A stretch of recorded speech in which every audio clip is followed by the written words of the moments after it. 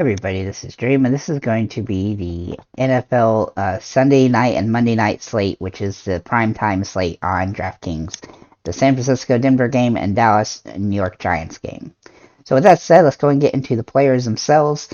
So these games are both going to be probably lower scoring than most of the games on Sunday afternoon, but overall, I still think there's some scoring opportunities here, and so we just have to be kind of picky with the players we decide to utilize. My top option at quarterback is Russell Wilson. Now, he hasn't been particularly great yet this season, but if you look at his upside, he's had in his last 10 games against San Francisco as a quarterback, he's had 15 fantasy points or more in all those games, with a bunch of them over 20 as well. So he's been very safe against San Francisco. Now, their defense is pretty decent, but I still think he's in a good spot. And if they can figure out the wide receiver core this week, which will happen eventually because they're just too talented, then there's definitely going to have some opportunity to score some big points here. The other option, as a secondary option, is Jimmy Garoppolo, who's getting the first start for his season this week after their main quarterback got hurt. Not really sure why they chose to go with the rookie over him. But hey, now he's playing, and he's been pretty consistent last season, getting 15 to 20 fantasy points a game, and I suspect that he'll be able to do similar in this particular game. Only Denver's defense has been pretty solid as of late, and they are a decent defense. But I still think he's in a good spot here for 15 to 20 fantasy points. At running back, we have Saquon Barkley for the Giants. Now, he's pretty much the only running back on the slate that doesn't have a timeshare situation going on, but I think he's in a great spot here against Dallas. Even though they're a decent defense, he's the safest slate guy simply because he can get 15 to 20 points, and he's going to get 20 to 21 attempts and hopefully get over 100 yards and a touchdown or two. And he'll be able to score. He's the only guy that really has 30-point upside as a running back on this, here in this slate. I still expect him to get around 20.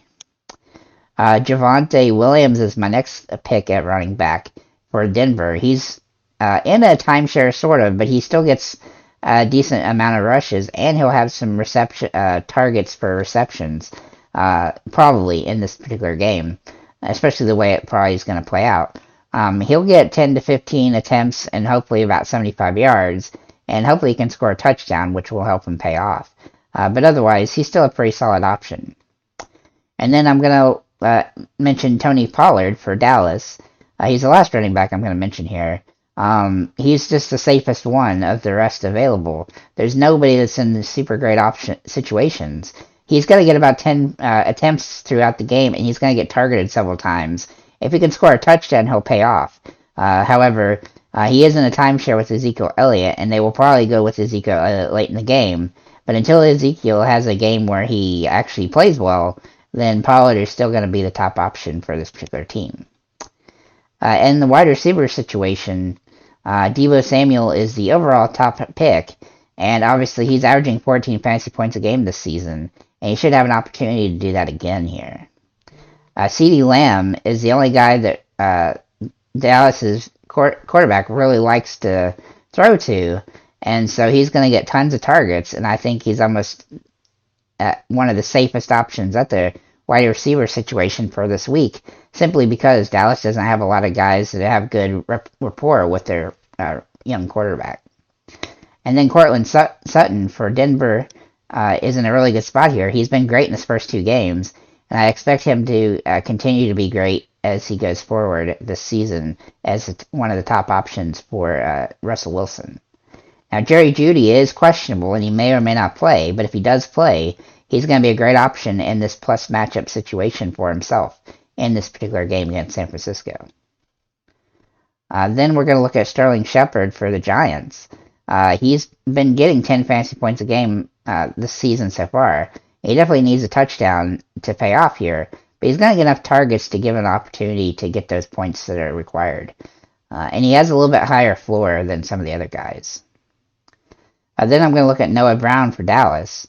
Now, he's become basically the number 2 guy for Dallas, and he's going to get around 5 or 6 targets, I would guess, in this game. And if he can score a touchdown, he's really going to pay off. But even if he just gets, 75 to 100 yards, at his price point, that'll work for us. And then finally, Richie James Jr. for the Giants as well. He's averaging 5 receptions and 6 targets a game as well. And if he can score a touchdown, he'll, for the first time this season, he'll be able to get himself a good game here. I think he's going to be about the third best running back or wide receiver on the team, but he's in a good spot to have a solid game in this particular situation.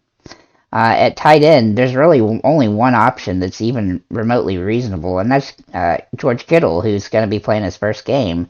And of course, he's lucky enough that he's played with Garoppolo, and so he'll be able to get back to what he's used to more here. And I really do like him in this particular situation. Really, there's no other tight ends that are really in great spots.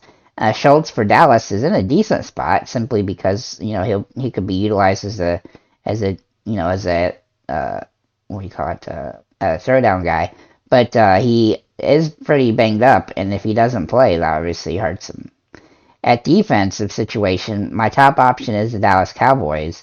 I think they're the safest when it comes to the teams that are playing against each other, simply because New York Giants have the weakest quarterback on the slate, and that will help them potentially get interceptions and stuff like that. I also think they'll be able to get into the backfield in this game better than they have in the other couple games. But the secondary option is the Broncos. Now, Garoppolo is a pretty good quarterback, but he could get sacked and maybe intercepted a couple times in this particular game. So overall, I think Dallas is the best defense, but you could alternate to the Broncos and save some money. Overall, I think this is a pretty good slate. It's probably going to be low-scoring games here, but if you get the guys that end up getting the touchdowns, then that's what's going to pay off for you. And I think when it comes to the value options, those are the guys that are most likely to get those potential touchdowns. So, with that said, thank you guys for liking, commenting, subscribing. And if you have any comments or questions, feel free to leave them below. Make sure to check the description for Discord and for Patreon. And have a nice day, guys.